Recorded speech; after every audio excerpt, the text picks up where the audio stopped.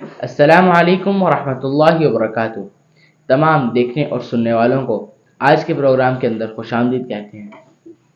الحمدللہ ہمارے 5 سپارے مکمل ہو چکے ہیں اور آج ہم 6 سپارے کے خلاصے کے ساتھ حاضر ہوئے ہیں۔ اپنی اس رمضان کی بابرکت گھڑیوں کو ضائع کیے بغیر بڑھتے ہیں اپنے خلاصے کی طرف۔ سب سے پہلے اللہ جل شانہ نے اس سپارے کے اندر 3 تردیدات کا ذکر کیا ہے۔ سب سے پہلے تردید جو کہ ہے یہود کے دعوے کی تردید، اس کے بعد عقیدہ تثلیث کی تردید، اور اس کے بعد یہود و نصارہ کے دعوے کی تردید۔ سب سے پہلے ہم بات کرتے ہیں یہود کے دعوے کی تردید۔ آیت نمبر 157 میں اللہ جل شانہ فرماتے ہیں وَمَا قَتَلُوهُ وَمَا صَلَبُوهُ وَلَكِن شُبِّهَ لَهُمْ۔ پھر اس کے بعد اگلی آیت کے اندر 159 میں اللہ جل شانہ فرماتے ہیں بَل رَّفَعَهُ اللَّهُ إِلَيْهِ وَكَانَ اللَّهُ عَزِيزًا حَكِيمًا۔ یہود کا دعویٰ تھا کہ حضرت عیسیٰ علیہ السلام نعوذ باللہ قتل کر دیے گئے۔ اللہ تعالیٰ نے ان کی تردید فرمائی کہ یہودوں نے تو عیسیٰ علیہ السلام کو قتل کر دیا، ان کو سولی پہ لٹکایا، لیکن اللہ رب العزت نے حضرت عیسیٰ علیہ السلام کو حفاظت کے ساتھ آسمان پر اٹھا لیا۔ اہل سنت والجماعت کا عقیدہ ہے کہ حضرت عیسیٰ علیہ السلام قرب قیامت دوبارہ ان کا نزول ہوگا۔ اس کے بعد ہم بات کرتے ہیں عقیدہ تثلیث کی تردید۔ حضرت اللہ جل شانہ آیت نمبر 171 میں فرماتے ہیں وَلَا تَقُولُوا ثَلَاثَةٌ انتَهُوا خَيْرًا لَكُمْ، یعنی انصار کے 3 فرقے تھے۔ ایک کہتا تھا کہ نعوذ باللہ حضرت عیسیٰ علیہ السلام خود خدا ہیں، دوسرا فرقہ کہتا تھا کہ عیسیٰ علیہ السلام نعوذ باللہ اللہ تعالیٰ کے بیٹے ہیں، اور تیسرا فرقہ کہتا تھا کہ تیسرے میں یعنی اللہ تعالیٰ، روح القدس اور حضرت عیسیٰ علیہ السلام تینوں کا مجموعہ خدا ہے۔ یعنی ان کا عقیدہ تثلیث تردید فرمائی کہ حضرت عیسیٰ علیہ السلام مریم علیہ السلام کے بطن مبارک سے پیدا ہوئے اور حضرت عیسیٰ علیہ السلام اللہ کے بندے اور رسول ہیں۔ اس کے بعد تیسری تردید جو کہ سورۃ المائدہ کے اندر یہود و نصارہ کے دعوے کی تردید۔ آیت نمبر 19 میں سورۃ المائدہ میں اللہ جل شانہ فرماتے ہیں وَقَالَتِ الْيَهُودُ وَالنَّصَارَى نَحْنُ أَبْنَاءُ اللَّهِ وَأَحِبَّاؤُهُ، یعنی یہود کا دعویٰ تھا کہ ہم اللہ تعالیٰ کے بیٹے ہیں اور محبوب ہیں، چونکہ ہم انبیاء کرام علیہ السلام کی اولاد ہیں۔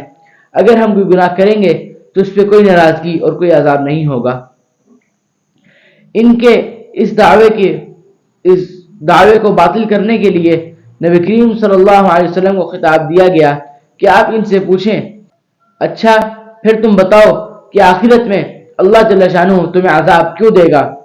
سورہ بقرہ میں تمہارا قول ہی ہے کہ اگر ہمیں کوئی عذاب ہوگا تو چند دن یا کچھ دیر کے لیے ہوگا۔ سوال یہ پیدا ہوتا ہے کہ کوئی باپ یا کوئی محبوب اپنے بیٹے یا محبوب کو چند دیر کے لیے عذاب کیوں دے گا؟ اس کے بعد اس بارے میں اللہ جل شانہ نے عہد پورا کرنے کا حکم بیان فرمایا ہے۔ اللہ جل شانہ قرآن مجید میں ارشاد فرماتے ہیں یا ایھا الذین آمنوا اوفوا بالعقود، یہ سورہ مائدہ کی سب سے پہلی آیت ہے۔ اللہ تعالیٰ نے فرمایا اے ایمان والوں، اللہ جل شانہ نے ایمان والوں کو حکم دیا کہ معاہدات کو پورا کرو۔ ان سے مراد وہ معاہدات ہیں جو اللہ تعالیٰ نے اپنے بندوں سے ایمان و اطاعت کے متعلق کیے ہیں، یا اس سے وہ معاہدات مراد ہیں جو لوگ آپس میں ایک دوسرے سے کیا کرتے ہیں۔ اس کے بعد یہاں پہ 9 چیزوں کی حرمت کا بیان۔ اللہ جل شانہ قرآن مجید میں ارشاد فرماتے ہیں حرمت علیکم المیتۃ والدم ولحم الخنزیر وما اہل لغیر اللہ بہ، مردار، بہنے والا خون، خنزیر وہ جانور جس پہ غیر اللہ کا نام لیا گیا ہو، جو جانور گھڑا گھونٹ کر ہلاک کیا گیا ہو، جو سخت ضرب کے ذریعے ہلاک کیا گیا ہو، جو اوپر سے نیچے لگتا ہوا آ کر گرے اور مر گیا ہو، جو کسی ٹکر اور تصادم سے ہلاک ہو گیا ہو، اور اس جانور کو کسی درندے یا ایسے جانور نے اس کو چیر پھاڑ کر ہلاک کر دیا ہو، تو اس طرح کے جانوروں کو کھانا جائز نہیں۔ البتہ اگر ان میں سے کوئی بھی جانور آپ کو ملتا ہے جو حلال ہیں، وہ آپ کو زندہ حالت میں ملتا ہے، تو آپ کو ذبح کر کر کھا سکتے ہیں۔ اس کے بعد اللہ جل شانہ نے مسلمانوں کے لیے ایک بہت بڑا اعلان اس سپارے کے اندر کیا ہے، سورۃ المائدہ کے اندر۔ اللہ جل شانہ نے فرمایا ہے آیت نمبر 3 میں سورۃ المائدہ کی، اليوم اکملت لکم دینکم واتممت علیکم نعمتی ورضیت لکم الاسلام دینا۔ یہ قرآن مجید کی احکام کے اعتبار سے نازل ہونے والی سب سے آخری آیت مبارکہ ہے۔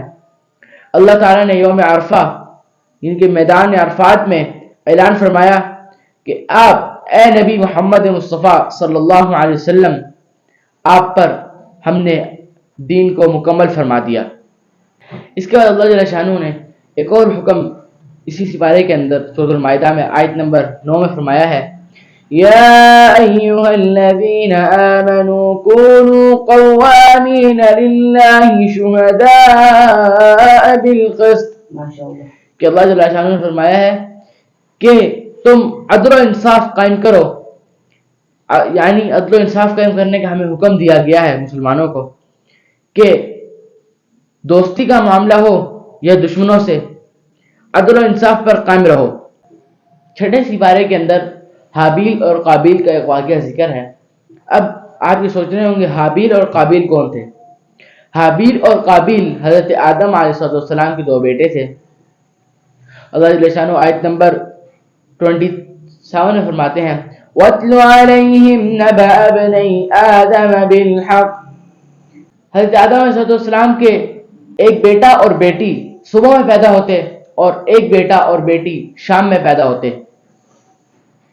اور جو بیٹا اور بیٹی صبح میں پیدا ہوتے تھے ان کا آپس میں نکاح نہیں ہو سکتا تھا، اور جو شام میں پیدا ہوتے تھے ان کا بھی آپس میں نکاح نہیں ہو سکتا تھا، لیکن صبح والوں کا نکاح شام والوں سے ہو سکتا تھا، اور شام جو ان کے بیٹا اور بیٹی پیدا ہوتے تھے ان کا نکاح صبح والے بیٹا اور بیٹی سے ہو سکتا تھا۔ تو اسی طرح حابیل کے ساتھ اس کی بہن پیدا ہوئی اور قابیل کے ساتھ اس کی بہن پیدا ہوئی۔ تو حابیل کی جو بہن تھی وہ بہت ہی خوبصورت تھی، اور قابیل کی جو بہن تھی وہ کم خوبصورت تھی۔ تو حابیل نے کہا میں قابیل کی بہن سے شادی نہیں کروں گا، تو قابیل نے کہا میں اسی سے شادی کروں گا۔ تو یہ دونوں آپس میں ایک دوسرے کے دشمن ہو گئے، دو بھائی ایک دوسرے کے دشمن ہو گئے۔ پھر حضرت آدم علیہ السلام نے دونوں کو کہا کہ تم قربانی دو اللہ کے راستے میں، جس کی قربانی قبول ہو جائے گی تو وہ اس سے شادی کرے گا۔ تو پھر دونوں نے حابیل اور قابیل نے قربانی دی، تو حابیل کی قربانی قبول ہو گئی کیونکہ اس نے دل سے اور اچھی قربانی دی تھی، اور قابیل کی قربانی قبول نہیں ہوئی۔ پھر قابیل نے حابیل کو قتل کر دیا۔ جی تو ناظرین، الحمدللہ آج ہمارا چھٹا سپارہ مکمل ہو چکا ہے۔ ہم اللہ رب العزت سے دعا گو ہیں کہ ہمیں قرآن مجید کے احکامات پر مکمل عمل کرنے کی توفیق عطا فرمائے۔ والسلام علیکم ورحمۃ اللہ وبرکاتہ۔ میں آپ کا ہوسٹ محمد حمد اللہ ریاض۔